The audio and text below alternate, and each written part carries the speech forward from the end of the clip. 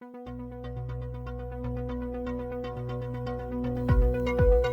masih belum menemukan titik terang kasus perampokan yang melibatkan Dante, Samik, dan Chico.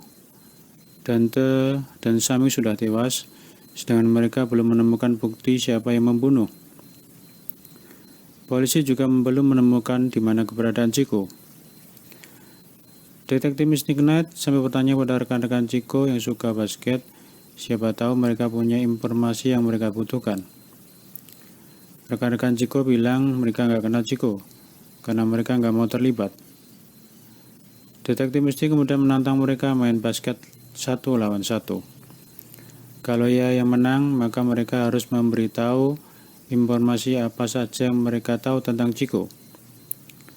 Tapi kalau Detektif Misty yang kalah, ia bilang mereka bebas dari penjara walaupun mereka melakukan kejahatan. Rekan Detektif Misty yang bernama Rafael Scarf dan saja tertawa mendengar taruhan ini. Akhirnya dalam game itu Detektif Misty lah yang menang, karena ternyata ia juga jago main basket. Meski begitu, tidak banyak informasi yang berhasil mereka dapatkan. Selain itu, Detektif Mystic Knight dan rekannya juga datang ke pub barbershop, karena mereka tahu Chico pernah bekerja di sana. Pop menyambut mereka dengan hangat. Apa yang bisa aku lakukan untuk kalian, kata Pop.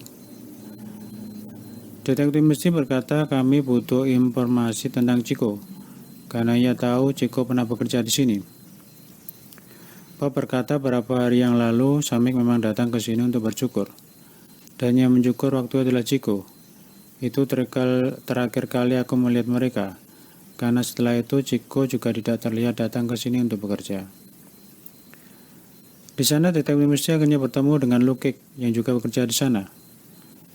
Tentu saja ini membuat Detektif Misty terkejut karena bisa bertemu lagi dengan Luke Cage di sini. Bagaimanapun ia punya romantika karena sempat kenal dekat dengan Luke Cage walaupun semalam. Di lain waktu ternyata Stoke juga datang ke pub barbershop karena tahu juga Chico kerja di sana. Stoke dan anak buahnya berlagak bercukur sambil berusaha mengorek informasi tentang Chico. Saat bercukur, Pop melihat tangan Stoke yang terluka. Maka bertanyalah Pop, kenapa tanganmu bisa terluka? Stoke cuma tertawa ringan, itu luka karena bercukur. Makanya aku datang ke sini supaya dapat sentuhan profesional. Namun dari situ Pop tahu kalau Stoke lagi membunuh Samik dengan kepalan tangannya. Sempat terjadi ketegangan di antara mereka.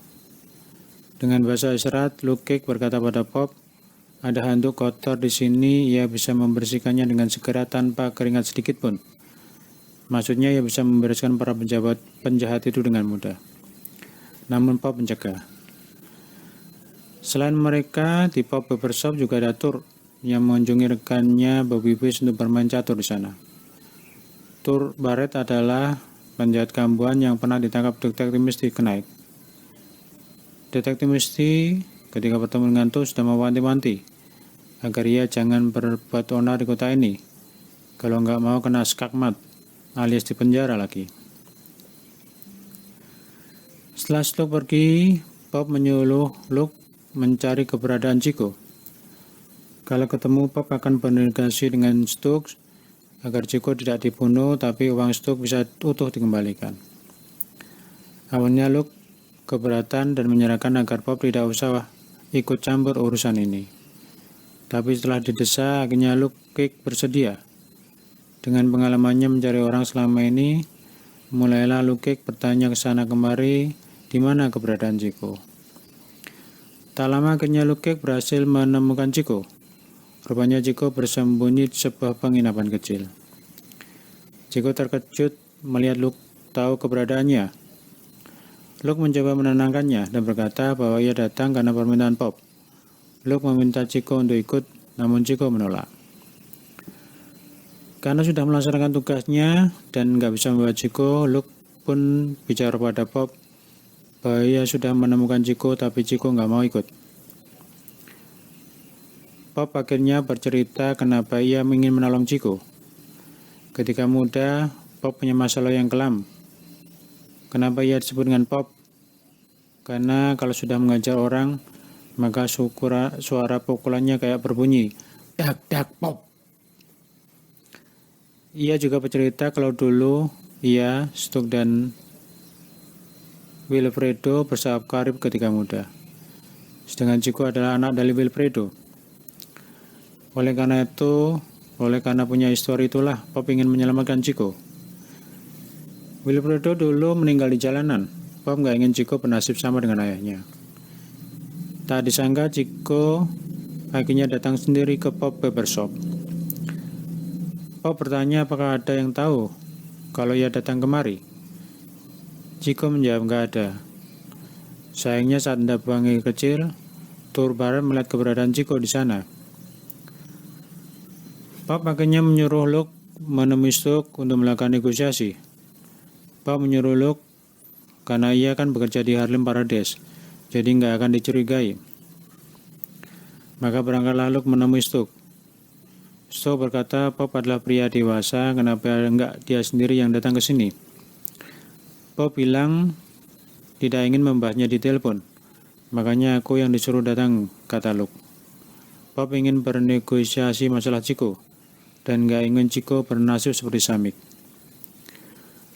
Luke membawa foto pemberian Pop untuk mengingatkan bagaimanapun Pop, Stuck, dan Wilfredo ayah Chico punya histori. Stuck berkata sampaikan pada Pop bahwa ia akan datang ke sana pada waktu yang sama seperti sebelumnya. Tapi pada saatnya yang sama, Tour Barret telah melakukan chat dengan Tun, anak buah Stuck, bahwa ia tahu keberadaan Chico. Tun memberitahu hal ini pada Stuck. Stuck cuma berkata, kalau kamu tahu ia ada di jalanan, tangani. Kalau enggak, biar aku aja yang menangani. Di tempat lain Tuck bertemu dengan Tun berkata di mana Chico. Tuck menjawab, ia melihat sendiri Chico ada di tempat Pop. Karena sudah merasakan memberikan informasi keberadaan Chico, maka Tuck meminta uang pada Tun. Tapi Tun mengabaikan begitu saja. Rupanya Tun memilih bertindak sendiri, walaupun rekannya yang bernama Sid sudah memberi saran untuk menunggu, tapi ia tidak peduli. Maka dengan senapan mesin ia mendatangi tempat Pop. Melihat Chico ada di sana, segera ia memberondong senapan mesin ke arah mereka. Berondong senapan mesin segera meluluntahkan tempat cukur itu. Beberapa peluru mengenai Chico, Luke, dan Pop. Luke yang kebal peluru tentu saja nggak mempan dengan peluru yang menembus dadanya. Ia terus berlari untuk melindungi Lonnie, seorang anak yang sedang bercukur di sana. Luke menyuruh anak itu untuk pura-pura mati. Tun segera masuk ke dalam barbershop dan mengambil uang yang ada di tas. Mereka segera menghilang seperti hantu di kegelapan. Setelah mereka pergi, Luke segera menghampiri Pop yang luka parah. Sayangnya nyawa Pop tidak bisa diselamatkan. Polisi segera mendatangi Pop barbershop untuk olah TKP. Melihat tempat yang hancur, namun Luke nggak terluka sedikit pun, detektif Misty pun tidak habis pikir. Bagaimana Luke nggak apa-apa walaupun dibombardir dengan senapan mesin. Polisi belum menemukan banyak bukti yang akurat karena mobil pelaku menghilang di kegelapan. Tun dan Sid menemui Stuck sambil menyerahkan uang di tas yang selama ini diambil oleh Chico. Stuck bertanya apa yang terjadi. Sid bilang ia sudah mengingatkan Tun untuk menunggu, tapi Tun memilih bertindak sendiri dengan senapan mesinnya. Stuck sedih karena walaupun uang bisa diambil kembali, tapi Chico yang gak lain anak sahabatnya Wilfredo akhirnya juga terkena tembakan. Apalagi kemudian Stuck tahu kalau Pop pun juga terbunuh. Di tengah perbincangan itu tiba-tiba Tour Barret sudah ada bersama mereka karena ia belum mendapat uang yang dijanjikan oleh Tun. Stuck heran bagaimana Tour bisa sampai ke atas. Tour cuma bilang jangan sebut dia Tour Barret, kalau pintu saja masih bisa menahannya.